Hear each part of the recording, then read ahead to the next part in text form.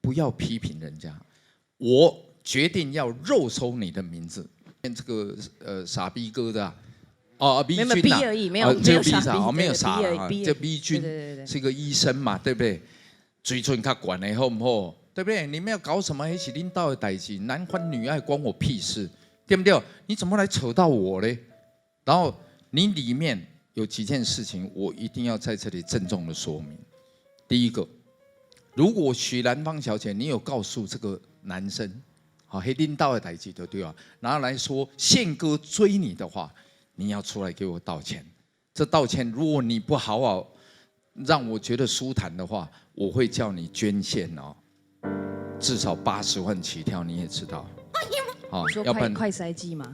对，捐献捐出来，好不好？如果你有去口角春风，私底下讲一些狗屁啥，哎呀，李千娜在喜欢我或干嘛，结果你把它 run 到媒体上面去，我绝不宽待，好不好？这样听懂我的意思哦。还有一点，他竟然说吴宗宪开的红色特斯拉很没有品味。你不过就是一个 doctor 医生，活人济世是你的天职。700多万的车，我相信你是买不起的。不要批评人家，我决定要肉搜你的名字，然后号召全台湾红色特斯拉。你不要那么无聊好不好？医院门口好了啦，绕18圈，太无聊了啦，好啊啦。就是或许他们因为是不是有介入家庭或者什么？听说是在法院里面的事情了。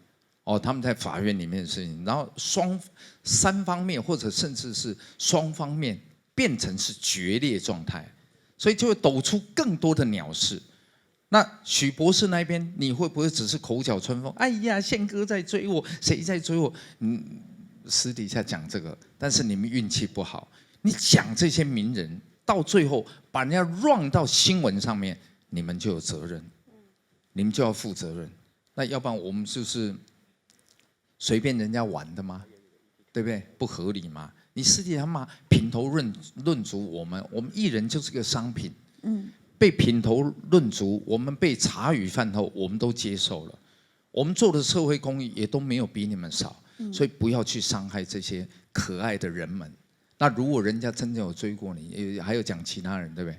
哦，那其他我不保证。我现在今天只讲我个人的部分，干干净净，就像一张白纸一样，就像一条新的白色内裤。